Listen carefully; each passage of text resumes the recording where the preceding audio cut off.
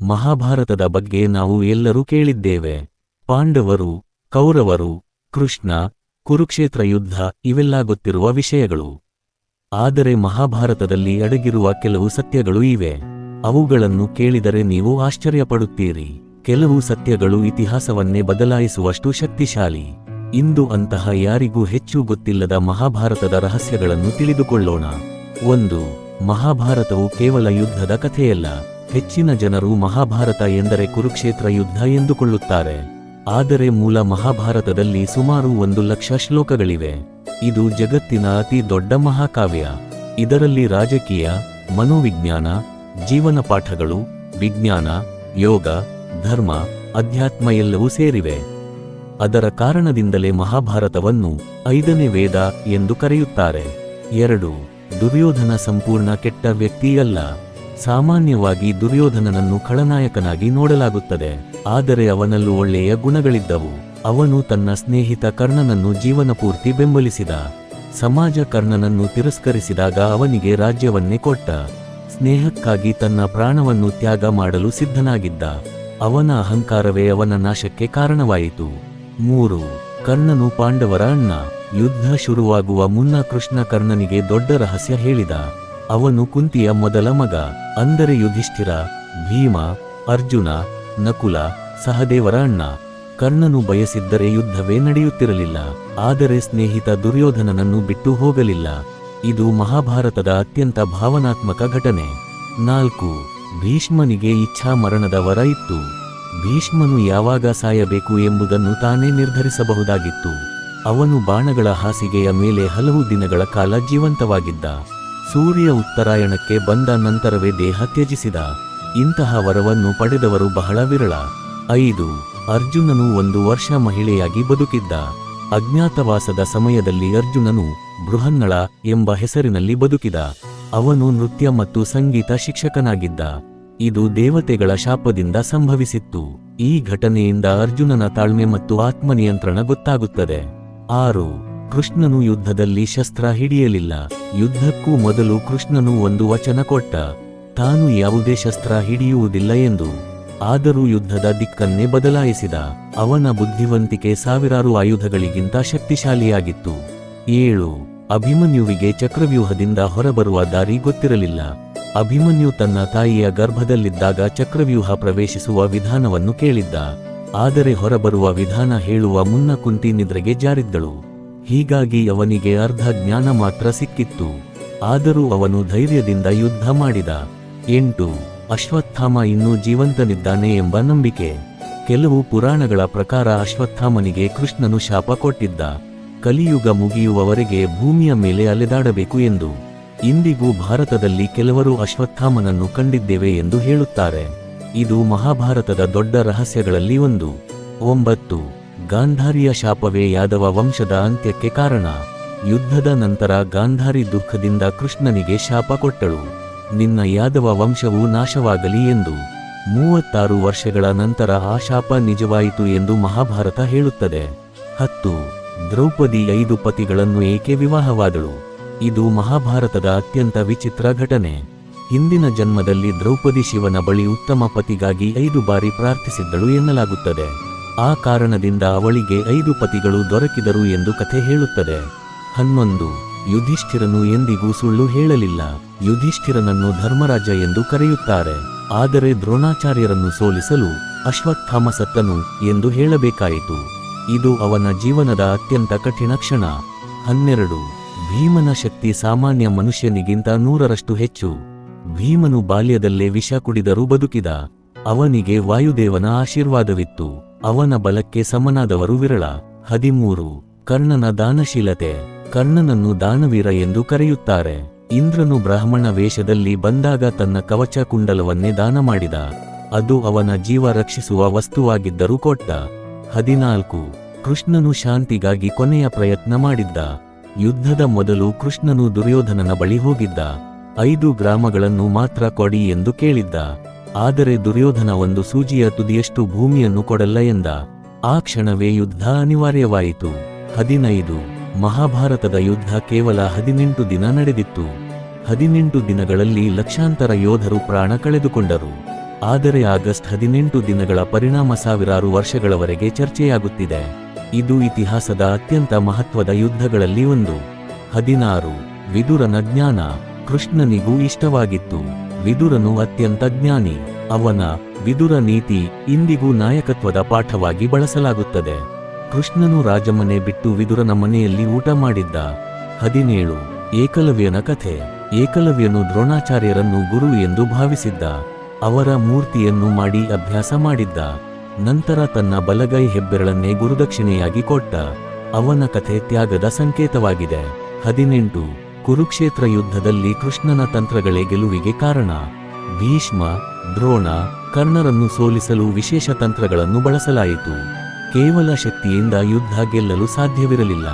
ಬುದ್ಧಿವಂತಿಕೆಯೇ ಅಂತಿಮ ವಿಜಯವನ್ನು ನಿರ್ಧರಿಸಿತು. 19. ಮಹಾಭಾರತದಲ್ಲಿ ಭವಿಷ್ಯದ ಸೂಚನೆಗಳಿವೆ. ಕೆಲವು ಅಧ್ಯಾಯಗಳಲ್ಲಿ ಕಲಿಯುಗದ ಲಕ್ಷಣಗಳನ್ನು ವಿವರಿಸಲಾಗಿದೆ.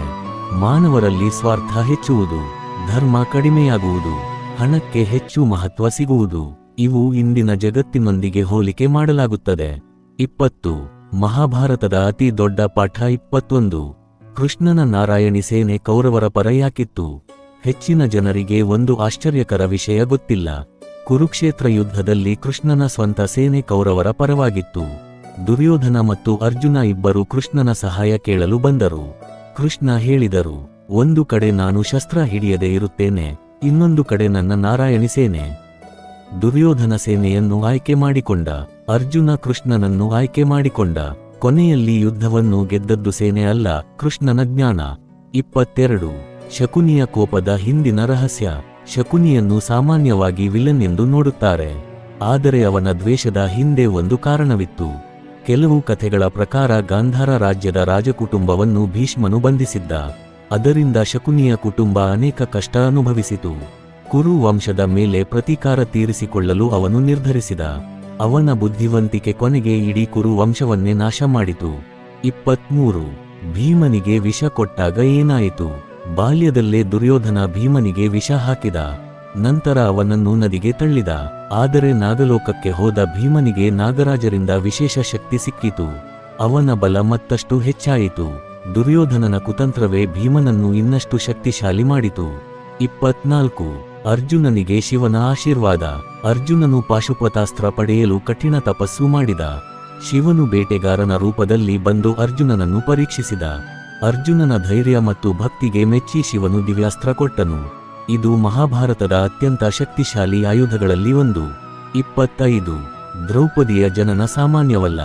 ದ್ರೌಪದಿ ತಾಯಿಯ ಗರ್ಭದಿಂದ ಜನಿಸಲಿಲ್ಲ. ಅವಳು ಯಜ್ಞದ ಅಗ್ನಿಯಿಂದ ಹೊರಬಂದಳು. ಆದ್ದರಿಂದ ಅವಳನ್ನು ಯಜ್ಞಸೇನಿ ಎಂದು ಕರೆಯುತ್ತಾರೆ. ಅವಳ ಜೀವನವೇ ಮಹಾಭಾರತದ ಪ್ರಮುಖ ತಿರುವುಗಳಿಗೆ ಕಾರಣವಾಯಿತು. 26. ಸಹದೇವನಿಗೆ ಭವಿಷ್ಯ ಗೊತ್ತಿತ್ತು. ಪಾಂಡವರಲ್ಲಿ ಸಹದೇವನು ಅತ್ಯಂತ ಜ್ಞಾನಿಯಾಗಿದ್ದ. ಕೆಲವು ಕಥೆಗಳ ಪ್ರಕಾರ ಅವನಿಗೆ ಭವಿಷ್ಯ ತಿಳಿದಿತ್ತು. ಕುರುಕ್ಷೇತ್ರ ಯುದ್ಧ ನಡೆಯಲಿದೆ ಎಂಬುದು ಅವನಿಗೆ ಗೊತ್ತಿತ್ತು. ಆದರೆ ಅವನು ಅದನ್ನು ಹೇಳಬಾರದು ಎಂಬ ಶಾಪದಲ್ಲಿದ್ದ. ಅದಕ್ಕಾಗಿಯೇ ಮೌನವಾಗಿದ್ದ. 27. ಭೀಷ್ಮನ ಪ್ರತಿಜ್ಞೆಯೇ ಯುದ್ಧಕ್ಕೆ ಕಾರಣ. ಭೀಷ್ಮನು ತನ್ನ ತಂದೆಯ ಸಂತೋಷಕ್ಕಾಗಿ ವಿವಾಹ ಮಾಡಿಕೊಳ್ಳುವುದಿಲ್ಲ ಎಂದು ಪ್ರತಿಜ್ಞೆ ಮಾಡಿದ. ಅದೇ ಪ್ರತಿಜ್ಞೆಯಿಂದ ಉತ್ತರಾಧಿಕಾರದ ಸಮಸ್ಯೆ ಶುರುವಾಯಿತು. ನಂತರ ಅನೇಕ ಘಟನೆಗಳು ಸರಪಳಿಯಂತೆ ನಡೆಯುತ್ತಾ ಯುದ್ಧದವರೆಗೆ ತಲುಪಿದವು. ಒಬ್ಬ ವ್ಯಕ್ತಿಯ ನಿರ್ಧಾರ ಇತಿಹಾಸವನ್ನೇ ಬದಲಾಯಿಸಿತು. 28. ಘಟೋತ್ಕಚನ ತ್ಯಾಗ. ಘಟೋತ್ಕಚನು ಭೀಮನ ಮಗ. ಅವನ ಶಕ್ತಿ ರಾತ್ರಿ ಸಮಯದಲ್ಲಿ ಹಲವಾರು ಪಟ್ಟು ಹೆಚ್ಚಾಗುತ್ತಿತ್ತು. ಯುದ್ಧದಲ್ಲಿ ಕರ್ಣನು ತನ್ನ ಅತ್ಯಂತ ಶಕ್ತಿಶಾಲಿ ಆಯುಧವನ್ನು ಬಳಸಬೇಕಾಯಿತು. ಆ ಆಯುಧ ಅರ್ಜುನನಿಗಾಗಿ ಉಳಿಸಿಕೊಂಡಿದ್ದ. ಆದರೆ ಘಟೋತ್ಕಚನನ್ನು ಕೊಲ್ಲಲು ಬಳಸಬೇಕಾಯಿತು. ಇದರಿಂದ ಅರ್ಜುನನ ಜೀವ ಉಳಿಯಿತು. 29. ಕರ್ಣನಿಗೆ ಬಂದ ಶಾಪಗಳು. ಕರ್ಣನ ಜೀವನದಲ್ಲಿ ಅನೇಕ ಶಾಪಗಳಿದ್ದವು. ಗುರುವಿಗೆ ಸುಳ್ಳು ಹೇಳಿದ್ದಕ್ಕಾಗಿ ಒಂದು ಶಾಪ. ಅಜಾಗರೂಕತೆಯಿಂದ ಹಸುವನ್ನು ಕೊಂದಿದ್ದಕ್ಕಾಗಿ ಇನ್ನೊಂದು ಶಾಪ. ಯುದ್ಧದ ಸಮಯದಲ್ಲಿ ಅವನ ರಥದ ಚಕ್ರ ಸಿಕ್ಕಿ ಹಾಕಿಕೊಳ್ಳಲು ಈ ಶಾಪಗಳೇ ಕಾರಣವೆಂದು ಹೇಳಲಾಗುತ್ತದೆ. 30. ಕುಂತಿಯ ಜೀವನದ ದುಃಖ. ಕುಂತಿಯ ಜೀವನ ಸುಲಭವಾಗಿರಲಿಲ್ಲ. ತನ್ನ ಮೊದಲ ಮಗ ಕರ್ಣನನ್ನು ಜನ್ಮವಾದ ತಕ್ಷಣ ಬಿಡಬೇಕಾಯಿತು. ನಂತರ ತನ್ನ ಮಕ್ಕಳಿಗೆ ಅನೇಕ ಕಷ್ಟಗಳು ಬಂದವು. ಯುದ್ಧದ ನಂತರ ಕರ್ಣ ತನ್ನ ಮಗ ಎಂಬ ಸತ್ಯ ಹೊರಬಂದಾಗ ಅವಳ ಹೃದಯ ಮುರಿದು ಹೋಯಿತು. 31. ಯುಧಿಷ್ಠಿರನು ನರಕವನ್ನು ನೋಡಿದ್ದ. ಮಹಾಭಾರತದ ಕೊನೆಯಲ್ಲಿ ಯುಧಿಷ್ಠಿರನು ಸ್ವರ್ಗಕ್ಕೆ ಹೋಗುವ ಮುನ್ನ ನರಕವನ್ನು ನೋಡುತ್ತಾನೆ.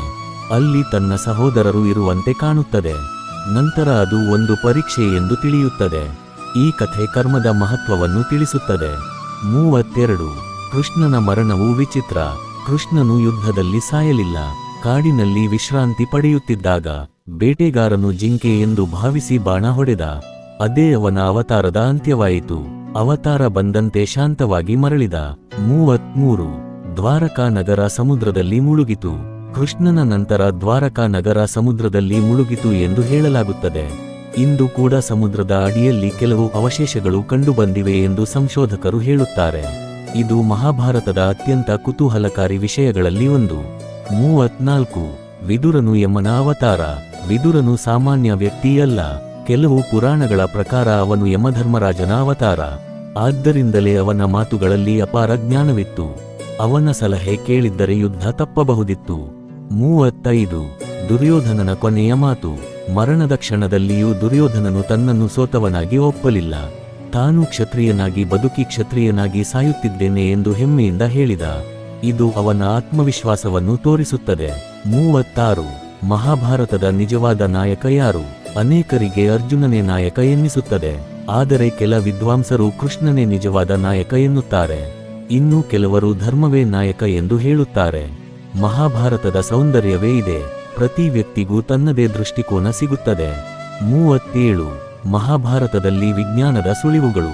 ದಿವ್ಯಾಸ್ತ್ರಗಳು, ಆಕಾಶದಲ್ಲಿ ಸಂಚರಿಸುವ ರಥಗಳು, ದೂರದ ಸಂವಹನ, ಇಂತಹ ಅನೇಕ ವಿವರಗಳು ಮಹಾಭಾರತದಲ್ಲಿವೆ. ಇವುಗಳನ್ನು ಕೆಲವರು ಪ್ರಾಚೀನ ವಿಜ್ಞಾನದ ಸಂಕೇತ ಎಂದು ನೋಡುತ್ತಾರೆ. 38. ಅರ್ಜುನನ ಗೊಂದಲದಿಂದಲೇ ಗೀತೆ ಹುಟ್ಟಿತು. ಯುದ್ಧ ಆರಂಭವಾಗುವ ಮುನ್ನ ಅರ್ಜುನನು ಕುಗ್ಗಿಹೋದ. ತನ್ನ ಬಂಧುಗಳನ್ನು ಕೊಲ್ಲಲು ಮನಸ್ಸಾಗಲಿಲ್ಲ. ಆ ಕ್ಷಣದಲ್ಲೇ ಕೃಷ್ಣನು ಭಗವದ್ಗೀತೆಯನ್ನು ಉಪದೇಶಿಸಿದ. ಇಂದು ಕೋಟ್ಯಂತರ ಜನರಿಗೆ ದಾರಿ ತೋರಿಸುತ್ತಿರುವ ಗ್ರಂಥ ಅಲ್ಲಿ ಹುಟ್ಟಿತು. 39. ಧರ್ಮ ಗೆದ್ದರೂ ಬೆಲೆ ತುಂಬಾ ದೊಡ್ಡದು. ಪಾಂಡವರು ಯುದ್ಧ ಗೆದ್ದರು, ಆದರೆ ತಮ್ಮ ಮಕ್ಕಳು, ಸ್ನೇಹಿತರು ಮತ್ತು ಬಂಧುಗಳನ್ನು ಕಳೆದುಕೊಂಡರು. ಅದರಿಂದ ಮಹಾಭಾರತ ನಮಗೆ ಒಂದು ಪಾಠ ಕಲಿಸುತ್ತದೆ. ಸರಿಯಾದ ಕೆಲಸ ಮಾಡಿದರೂ ಕೆಲವೊಮ್ಮೆ ದೊಡ್ಡ ತ್ಯಾಗ ಬೇಕಾಗುತ್ತದೆ. 40. ಮಹಾಭಾರತದ ಅಂತಿಮ ಸಂದೇಶ. ಅಹಂಕಾರ ದುರ್ಯೋಧನನನ್ನು ನಾಶ ಮಾಡಿತು. ಅತಿಯಾದ ಪ್ರತಿಜ್ಞೆ ಭೀಷ್ಮನನ್ನು ಕಾಡಿತು. ಅಂಧ ಪ್ರೀತಿ ಧೃತರಾಷ್ಟ್ರನನ್ನು ದುರ್ಬಲನನ್ನಾಗಿಸಿತು. ನಿಷ್ಠೆ ಕರ್ಣನನ್ನು ಅಮರನನ್ನಾಗಿಸಿತು. ಜ್ಞಾನ ಕೃಷ್ಣನನ್ನು ಶಾಶ್ವತವಾಗಿಸಿತು. ಧರ್ಮ ಪಾಂಡವರನ್ನು ಗೆಲ್ಲಿಸಿತು. ಅದಕ್ಕಾಗಿಯೇ ಸಾವಿರಾರು ವರ್ಷಗಳ ನಂತರವೂ ಮಹಾಭಾರತ ಕೇವಲ ಒಂದು ಕಥೆಯಲ್ಲ, ಅದು ಜೀವನವನ್ನು ಅರ್ಥಮಾಡಿಕೊಳ್ಳುವ ಮಹಾನ್ ಮಾರ್ಗದರ್ಶಿ. ಮಹಾಭಾರತದ ಕೊನೆಯಲ್ಲಿ ಗೆದ್ದವರು ಕೂಡ ಸಂತೋಷವಾಗಿರಲಿಲ್ಲ. ಪಾಂಡವರು ರಾಜ್ಯ ಪಡೆದರೂ ತಮ್ಮ ಪ್ರಿಯರನ್ನು ಕಳೆದುಕೊಂಡಿದ್ದರು. ಇದರಿಂದ ಒಂದು ಸತ್ಯ ಗೊತ್ತಾಗುತ್ತದೆ: ಯುದ್ಧದಲ್ಲಿ ನಿಜವಾದ ವಿಜಯಿ ಯಾರೂ ಇರುವುದಿಲ್ಲ. ಮಹಾಭಾರತದಲ್ಲಿ ನಡೆದ ಯುದ್ಧ ಕೇವಲ ಕುರುಕ್ಷೇತ್ರದಲ್ಲಿ ನಡೆದಿಲ್ಲ, ಪ್ರತಿದಿನ ನಮ್ಮ ಮನಸ್ಸಿನಲ್ಲೂ ನಡೆಯುತ್ತದೆ. ಒಳ್ಳೆಯದು ಮತ್ತು ಕೆಟ್ಟದ್ದರ ನಡುವಿನ ಆ ಯುದ್ಧದಲ್ಲಿ ನಾವು ಯಾವ ಪಕ್ಕ ನಿಲ್ಲುತ್ತೇವೆ ಎಂಬುದೇ ನಮ್ಮ ಭವಿಷ್ಯವನ್ನು ನಿರ್ಧರಿಸುತ್ತದೆ. ಅದಕ್ಕಾಗಿಯೇ ಮಹಾಭಾರತ ಎಂದಿಗೂ ಹಳೆಯದಾಗುವುದಿಲ್ಲ. ಬೆಂಕಿ ಥ್ಯಾಂಕ್ಸ್ ಫಾರ್ ವಾಚಿಂಗ್. ಈ ವಿಡಿಯೋ ಇಷ್ಟವಾದರೆ ಲೈಕ್, ಶೇರ್ ಮತ್ತು ಸಬ್ಸ್ಕ್ರೈಬ್ ಮಾಡಿ. ಮುಂದಿನ ವಿಡಿಯೋದಲ್ಲಿ ಇನ್ನೊಂದು ಅದ್ಭುತ ರಹಸ್ಯದೊಂದಿಗೆ ಭೇಟಿಯಾಗೋಣ.